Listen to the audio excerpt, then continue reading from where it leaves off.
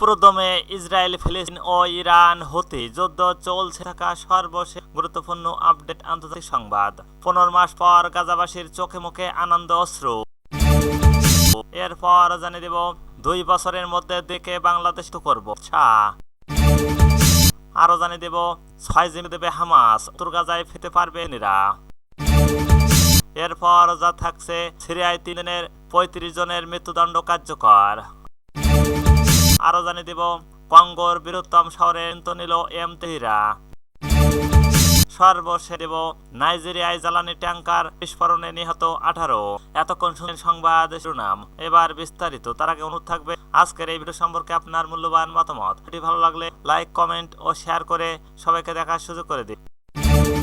15 মাস পর গাজাবাসীর চোখে মুখে আনন্দের অশ্রু। দীর্ঘ 15 মাস পর উত্তর গাজা নিজ বাড়িতে নিরা।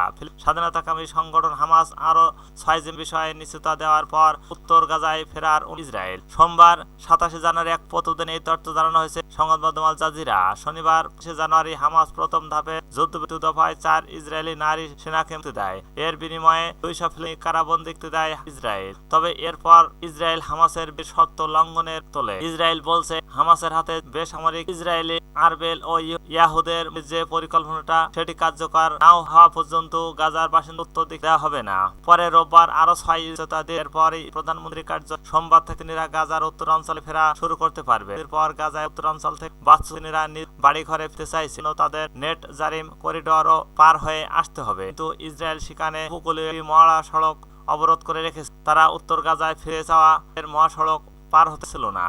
তবে সোমবার সেনাবাহিনী স্থানীয় সময় সকাল 7টা পায়ে হেঁটে আল রশিদ এবং সকাল 9টা থেকে যানবাহনে সালাহ আল এর করিডোর অতিক্রম করার অনুমতি দেওয়া হয়েছে। এর মধ্যে অনেক এইসব করিডোর অতিক্রম করেছে আল জাজিরা। উত্তর গাজায় বাধা দেওয়া হবে না। ইসরায়েলের এমন ঘোষণার পরও নেট জারিম করিডোরের কাছে অপেক্ষারত হাজার হাজার ফিলিস্তিনিরা আনন্দে পড়েন। বাস্তুচ্যুত বাসিন্দারা এই ঐতিহাসিক বলে উল্লেখ করেন। তাদের মতে যুদ্ধ ঘোষণার মধ্যে আজকে গুরুত্বপূর্ণ, এটিও তাদের বিজয়ের দিন। আজকে বিজয়ের দিন উল্লেখ করে উত্তর গাজায় ফিরে আসা বাস্তুচ্যুত 1 লাখ ফিলিস্তিনি বলেন, আমি আবার ঘর পুনর্নির্মাণ, আমরা ধ্বংসস্তূপ সে আবার 2 বছরের মধ্যে দিকে বাংলাদেশ তো করব অমিত শাহ।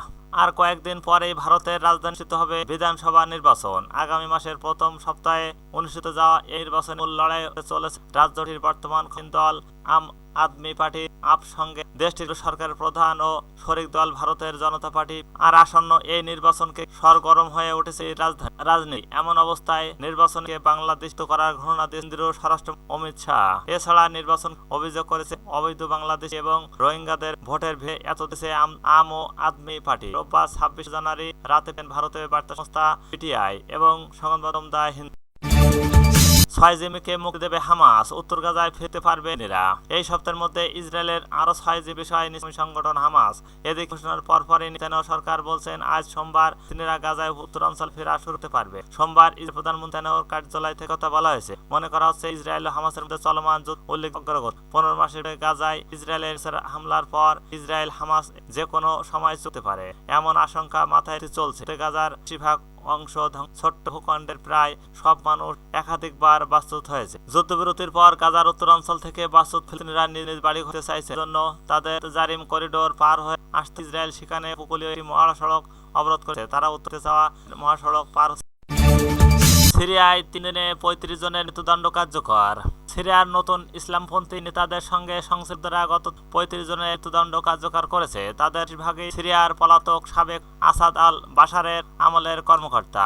রোববার 26 জানুয়ারি যুদ্ধ পর্যবেক্ষণকারী একটি সংস্থা এই তথ্য জানিয়েছেন। খবর আরব নিউজ। কঙ্গোর বৃহত্তম শহরে নিয়ন্ত্রণ নিল এম তেহরা। মধ্য আফ্রিকার দেশ গণতান্ত্রিক কঙ্গো প্রজাতন্ত্রের ডিআরসি পূর্বাঞ্চলের বৃহত্তম শহর গোমারও নিয়ন্ত্রণ নেওয়ার দাবি করেছে রুয়ান্ডা ও সমর্থিত দেশের জাতিগত তুচ্ছিদ্রতাধীন 23। সোমবার বিদেশ শহরটি নিয়ন্ত্রণ নেওয়ার সময় সেখানে ব্যাপক গোলাগুলি ও সংঘর্ষ হয়েছে। নাইজেরিয়ায় জ্বালানি ট্যাঙ্কার বিস্ফোরণে নিহত 18। পশ্চিম আফ্রিকার দেশ নাইজেরিয়ার জ্বালানি নির্বাহী একটি ট্যাঙ্কার ট্রাক বিস্ফোরণে নিহত হয়েছেন কমপক্ষে 18 জন। এই ঘটনায় আহত হয়েছেন আরও বেশ কয়েকজন।